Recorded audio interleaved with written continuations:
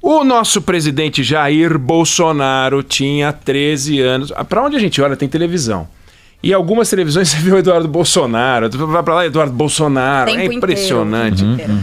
Bom, o Jair Bolsonaro tinha 13 anos, ele nasceu em 55, quando o presidente Costa e Silva, general, baixou o AI-5. Pá! 13 anos o Bolsonaro. O Eduardo Bolsonaro nasceu em 84, nem projeto era. Ele só conheceu, tirando o primeiro aninho, ele só conheceu democracia, né? Conheceu o regime, o governo Sarney, conheceu os outros governos. Ele, na verdade, vai fazer 18 anos em 2002. 84? 2002. 2002. Então, a campanha do Serra contra o Lula. Ele estava fazendo 18 anos. O primeiro presidente dele, adulto, foi o Lula. Né? Com 18 era o Fernando Henrique. Ele é de julho, eu acho. Então, enfim. Bom, o Costa e Silva, quando assumiu a presidência da República, em 67, ele prometeu respeitar o legislativo, de forma que nem sempre essas frases querem dizer algum compromisso. De vez em quando a gente ouve alguns falando frases de compromisso com a democracia. Costa e Silva prometeu respeitar o legislativo. Não queria dizer nada. Já não queria dizer nada em 67. Aí na noite de 13 de dezembro de 68, ele reúne o Conselho de Segurança Nacional para votar um texto de 4 páginas que foi escrito pelo seu ministro da Justiça, o Gami Silva. E naquela reunião, vários, né, o Conselho de Segurança, todo mundo se manifestou e tal. E o ministro do Trabalho, que é o Jarbas Passarinho, cunhou a frase mais famosa da reunião. Ele diz: sei que Vossa Excelência repugna, como a mim, a todos os membros desse conselho, enveredar pelo caminho da ditadura pura e simples. Caminho da ditadura pura e simples. Mas me parece que claramente é essa que está diante de nós, as favas, senhor presidente, nesse momento, todos os escrúpulos de consciência. Então, com o ato institucional número 5, o Congresso seria fechado pela 5ª vez na nossa história, a primeira desde o Estado Novo. Demissões sumárias começaram a acontecer, cassações de mandato, suspensão de direitos políticos, esquece liberdade de expressão, liberdade de reunião, começou a ter confisco de bens, suspensão de habeas corpus para crime político contra a segurança nacional. 3 meses depois do AI-5, as pessoas podiam ser presas até 60 dias, por ordem da polícia, com 10 incomunicáveis. Nesses 10, o que acontecia? Espaço para sentar o cacete, tome e tortura. As emissoras de rádio e TV e as redações de jornais começaram a ser ocupadas por censores. Isso é o AI-5. Se a gente pegar o que aconteceu depois do AI-5, o AI-5, de lá na sequência, ele deu origem a 12 atos institucionais. 12, todos editados pelo Costa e Silva e pela junta militar que o sucedeu, porque ele ficou doente e tal. 59 atos complementares e 8 emendas constitucionais. Uma espremendo a liberdadezinha que ainda restava da anterior, amarrando um nó que o ato anterior não deixava. Então, o regime foi se tornando uma exceção absoluta. Veio a AI-6, reduziu o número de ministros do Supremo Tribunal Federal de 16 para 11, tinham cassado 3, depois cassaram mais 2 que reclamaram da cassação dos 3 anteriores, né? O nosso Eduardo Bolsonaro também falou de Supremo Tribunal Federal.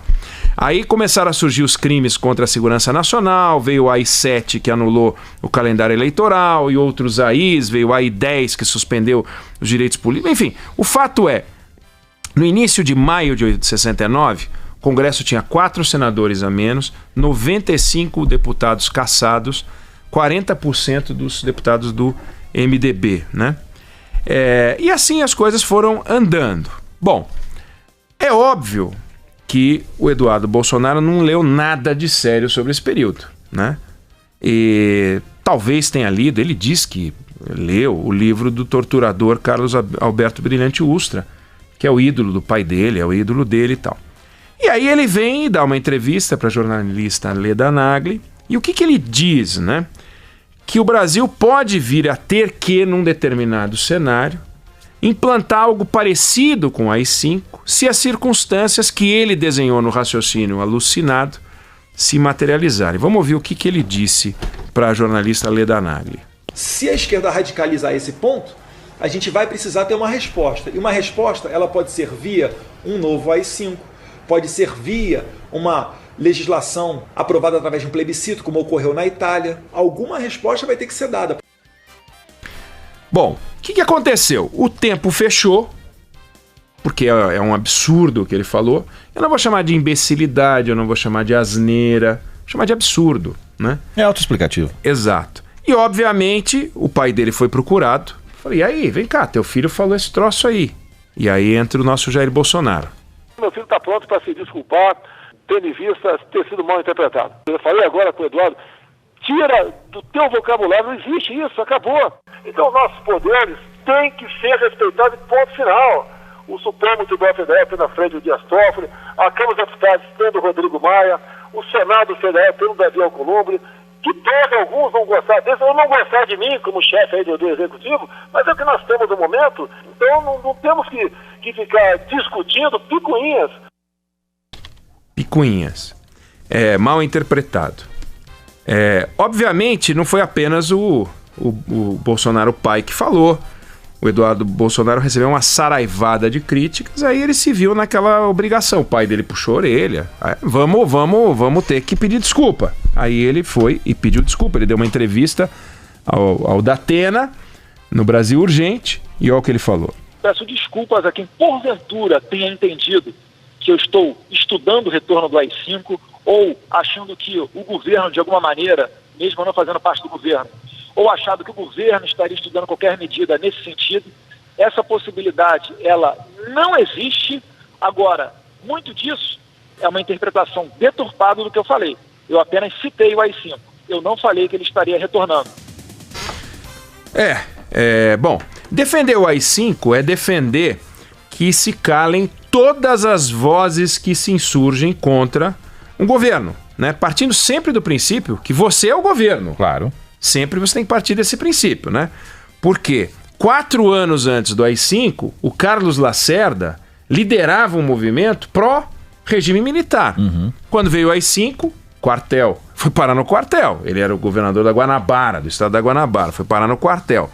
Então, obviamente, o Eduardo Bolsonaro está defendendo um cenário em que ele está sendo protegido porque o tanque, ele está dentro do tanque. Não é o tanque não está apontado para ele, óbvio. Do contrário, ele não ia falar esse tipo de coisa. Né?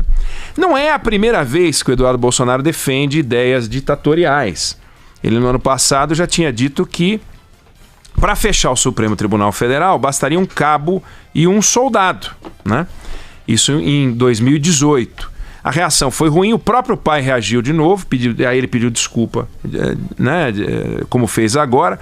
E como sempre acontece, sempre que ele fala um absurdo, ele diz o quê? Que as palavras foram tiradas do contexto, né? Mas agora, em que contexto a citação ao AI-5 ela é razoável? A não ser para criticar, né? Não a não cabe, ser para né? falar mal, não cabe. Em que contexto o fechamento do Supremo pode ser razoável, né? Ninguém aqui pode ser ingênuo de acreditar que o Eduardo Bolsonaro se enganou ao escolher as palavras e ele queria defender ideias diversas daquela que as pessoas entenderam com as palavras que ele escolheu. Será que ele é tão incapaz assim? Será que ele não consegue? Será que ele tem uma dificuldade em particular com a língua portuguesa? Talvez ele seja melhor em outro idioma. Talvez por isso ele quisesse ser embaixador em Washington. Pronto. Vai ver isso. Bom, defender medidas liberticidas e depois dizer que é um democrata tem um nome, chama-se desonestidade intelectual. Porque ou você é uma coisa ou você é outra. Se você é um democrata, você não pode namorar ideias liberticidas. Se você namora ideias liberticidas, é desonesto dizer que você é um democrata, por conveniência. Você pode fechar uma estatal, você pode vender uma estatal, mas você não pode fechar uma instituição como o Supremo Tribunal Federal, Congresso Nacional. Vai falar isso em Washington, né? Eu até ontem fiquei feliz de saber que ele não ia ser mais o embaixador em Washington. Porque ele só vai falar essas asneiras em... Não é asneira, né? Não é asneira, porque é a intenção dele isso. Ele só vai falar isso em português. Porque se ele falar isso em Washington, ele tem que voltar no dia seguinte. Porque ele vai receber repulsas e repúdios em todos os idiomas, né? Bom, é aquela história, o camarada pega, faz um comentário defendendo uma ideia racista, sexista, liberticida, e aí se colou, se ninguém perceber, vai deixando, aí quando vem uma reação, o que faz? Não é bem isso que eu quis dizer, e ataca, que é o que ele faz. Isso é quem quer se insurgir contra esse governo, na verdade, são pessoas que querem nos prejudicar, mas como? Que querem desestabilizar o governo, mas como assim? Ninguém tinha falado nada até ele iniciar a falar sobre o AI-5.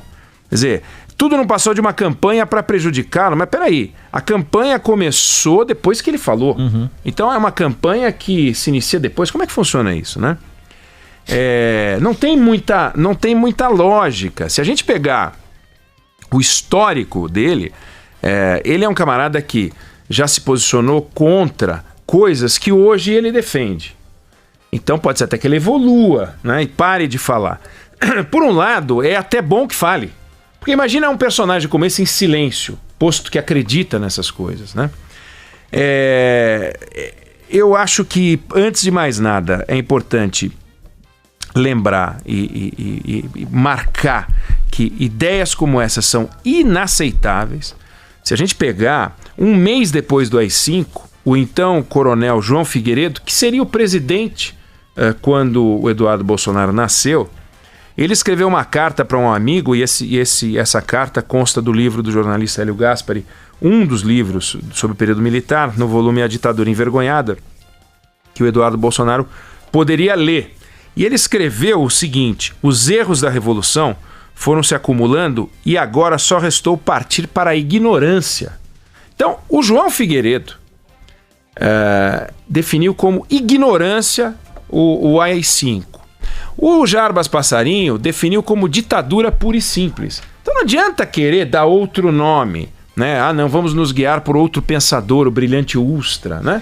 Não faz o menor sentido pegar um torturador e transformá-lo em pensador, né? Aquele que viria a se tornar presidente da República e aquele que foi um intelectual do regime militar não tinha outras palavras a não ser ditadura pura e simples ou ignorância. E essa ignorância, nas palavras do presidente quando Eduardo Bolsonaro nasceu, é que o deputado está defendendo.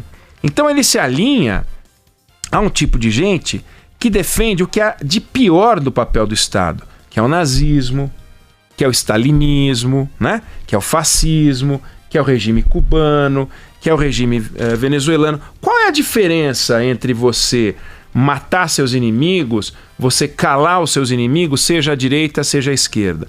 Então, a esquerda radical, que defende o que ele detesta, e a direita radical, que defende o que ele adora, se merecem e se abraçam no liberticismo. Como que fala isso? Liberticismo. Pode ser no liberticismo. Liberticismo. A língua portuguesa é viva. O Eduardo Bolsonaro mostra isso. Então, o Bolsonaro, ele no fundo, o Eduardo está botando as suas asinhas de fora e está mostrando a cara que tem. Então, está encontrando eco apenas naqueles que defendem regimes ditatoriais. Para registrar aqui duas palavras sobre esse assunto, uma por um democrata, que é o Winston Churchill, que ele disse: ninguém nunca machucou o próprio estômago por engolir as palavras impróprias não ditas, né? No caso, isso vale como uma luva para o Eduardo Bolsonaro, só para que ele se preserve. Mas ele falar, de certa forma, a gente tem que agradecer, porque daí a gente entende o que ele diz. E a outra frase, bem mais enxuta, é do humorista e o apresentador de TV, o Danilo Gentili. Não sei se vocês viram o que ele falou, né? Lembrando que o ex-presidente Michel Temer tem um filho pequeno, né? Que é o Michel também. Michelzinho. Né? E aí ele escreveu num post bem curtinho assim: saudades do Michelzinho.